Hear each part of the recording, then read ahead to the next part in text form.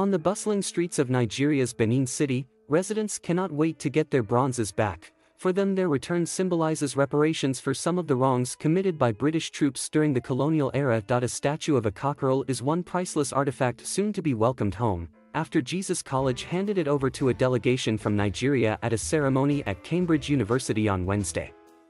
It is one of thousands of metal sculptures and ivory carvings made between the 15th and 19th centuries and looted by British troops in 1897 from the West African Kingdom of Benin, in modern-day Nigeria's Edo state. "I feel happy that the work of my great-grandfather will be coming back to Benin," says Wednesday.It, who, like his ancestor, is a sculptor.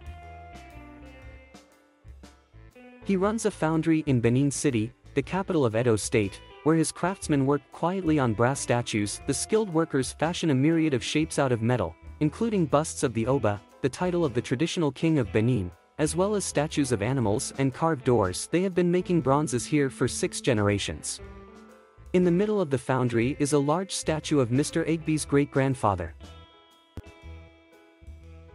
He worked for Oba Oven Ramlin Nokbasi when the raid took place on the royal palace more than 120 years ago.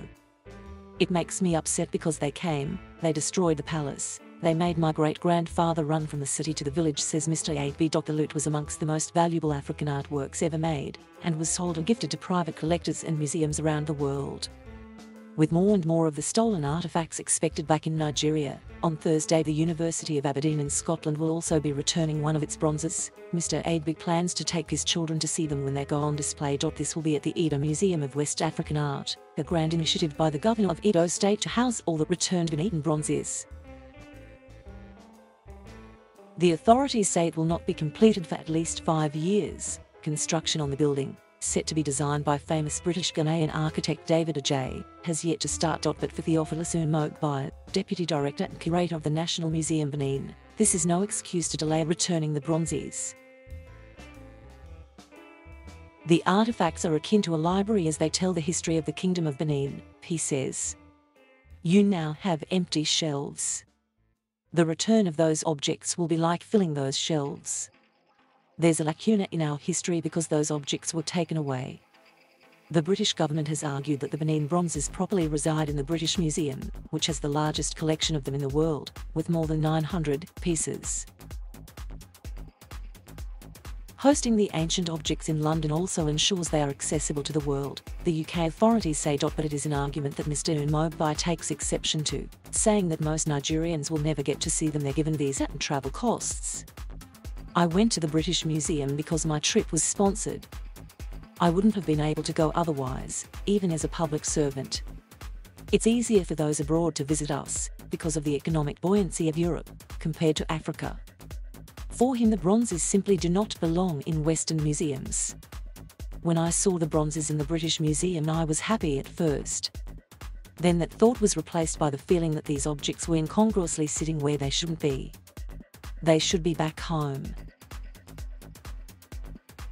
28-year-old artist Joe Abamina agrees, as he believes it is the past that inspires the future. In his sunlit studio in Benin City, he makes pixelated paintings, inspired by his childhood spent indoors, playing Tetris. From a distance, the paintings look like a collection of multicolored boxes, small symbols peppering the odd square. But if you squint, or better yet, watch the paintings through your phone camera, the overall image becomes clear. Each pixel is a continuous story.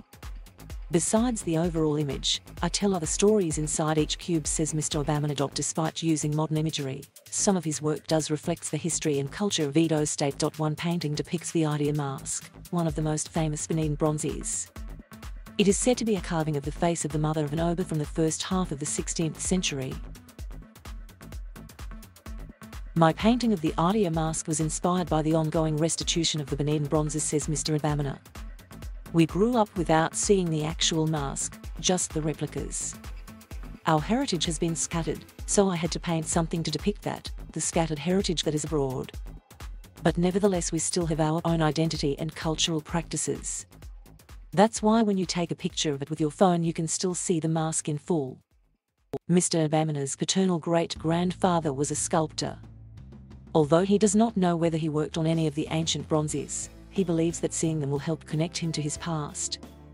"I'm a Nigerian, I'm an Edo citizen, so I can't really detach myself from that. It's rooted in me.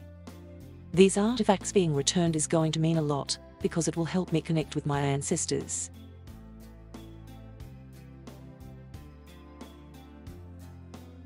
Thank you for watching. Please subscribe.